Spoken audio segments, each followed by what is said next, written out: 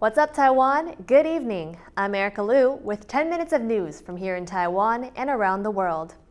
Lithuania is planning to open a trade office in Taiwan in the fall. That's the word from the Baltics nation Vice Economics Minister Juvita Nuliapšienė, who was speaking at a press conference in Taipei on Wednesday.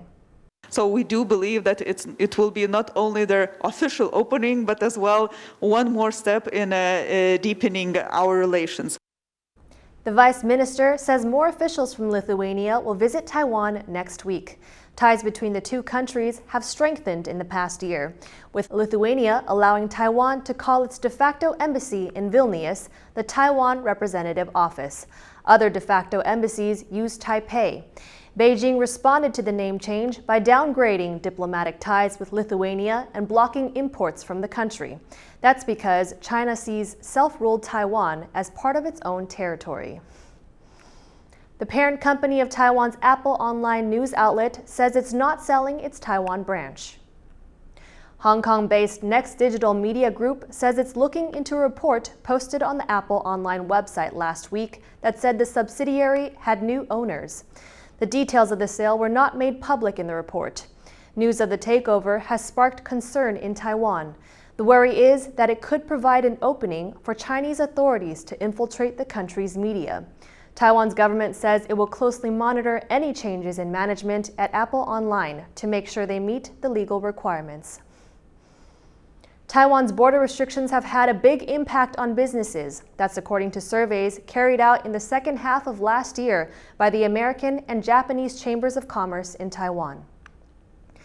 68% of members of the American Chamber and 73% of members of the Japanese Chamber said their business was being hurt by the inability to obtain business visas.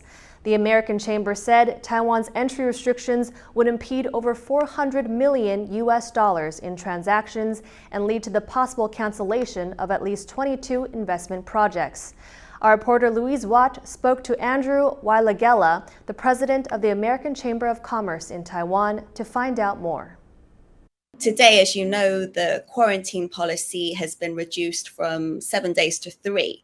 Now, is this enough, or how critical do you think it is for there to be no quarantine as soon as possible? I would say that it's very welcome that we have moved to the 3+4 regime. It represents an obvious more than 50% improvement over the prior 7+7 regime. But I would say it is not enough, and it's coming a little bit too late.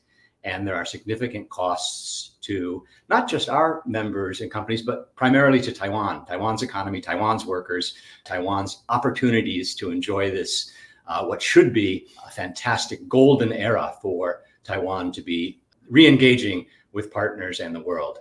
Which industries have been particularly affected?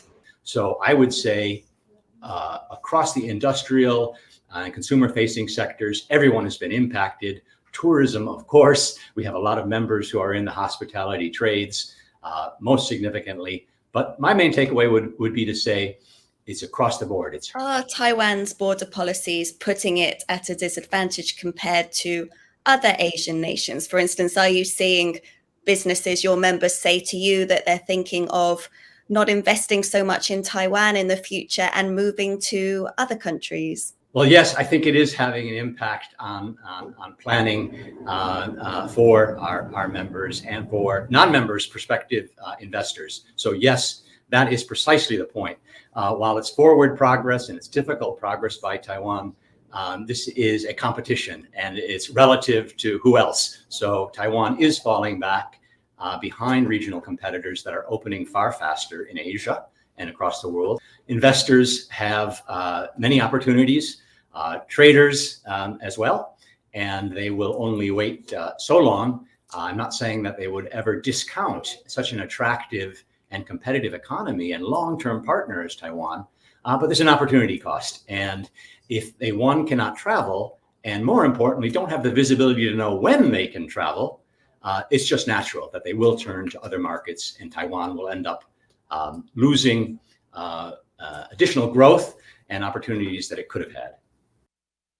Most of the world has been turning to Western medicine to treat COVID-19, but here in Taiwan, one of the most popular treatments is a traditional Chinese medicine made with herbs.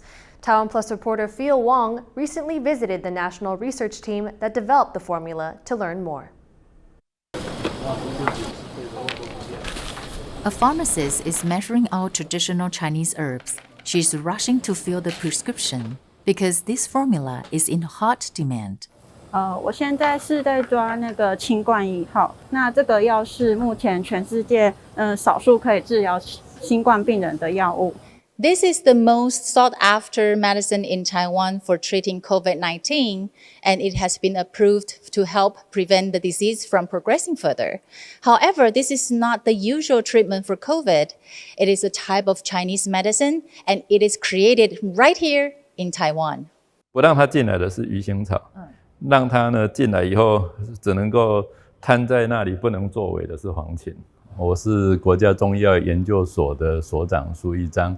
那我们组织了一个新冠肺炎的一个攻顶小组，所以在2019年底开始出来以后，全球就开始找有没有治疗的药物。比较有名的就是瑞德西韦，世界卫生组织相关的研究上也觉得它效益并没有很好。那后续呢，这个默沙东跟辉瑞2个药厂，它有一些限制譬如说这个药物的交互作用上的问题。这个中医在历史上有2000年。 对抗瘟疫的资料，所以很快我就找到了，在明代有一本书叫《瘟疫论》，针对瘟疫这个书里面，那有提到治疗的原则，那也有一些建议的处方。小小的树根不起眼，但是很有用。 The NRICM 101 formula is a multi-target treatment made up of 10 herbs. It inhibits the virus spike protein, preventing it from entering host cells. If some do sneak in, the medicine stops them from replicating. Finally, the medicine can prevent the body's immune system from attacking itself, called cytokine storm. Many believe it's one of the main causes of severe COVID. 那另外这个清冠1号啊，它本身药性会比较寒凉一点点，所以有可能会导致你的排便变得比较软，这个是正常的，也不用担心。 那这些处方其实平常呢，我们中医界的这个有经验的医师呢，其实也常常在治疗病人，所以在安全性跟有效性的掌握上呢，并不成问题，所以只需要再回到临床上去做测试。吃1包，那吃的时候就泡在温热的水，溶解后用喝的，这样就可以。当时呢，我们就很紧急的联络了15个教学医院。 那也包括他们的这个负责的集中检疫所，就很快速的建构了一个合作的平台，这个平台叫中西医合作照护的平台，几百位的西医师来主导整个这个会诊，所以他们也很确认这样的一个治疗成效是存在。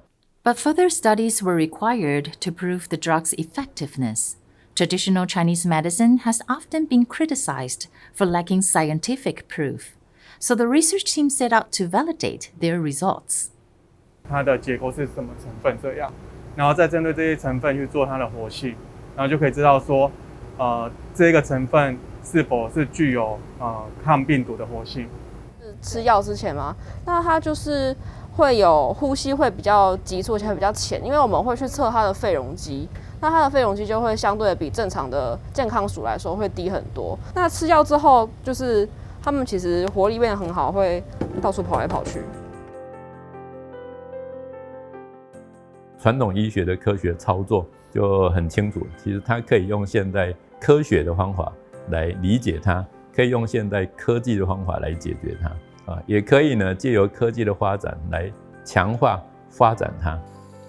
The NRICM COVID medicine has now been authorized for sale in over 50 countries. Director Su hopes its success will spur on the development of more new traditional Chinese medicines in Taiwan, providing people around the world with more options for treatment. Piper Yu, Peachy Chang, Ed Moon, and Phil Wang for TaiwanPlus. Thank you for watching What's Up Taiwan. Remember to download the TaiwanPlus app for more stories from Taiwan and around the world. Finally today, we leave you with images of a supermoon on the coast of Douli, Taidong, in the southeast of Taiwan. I'm Erika Liu. Take care and see you next time.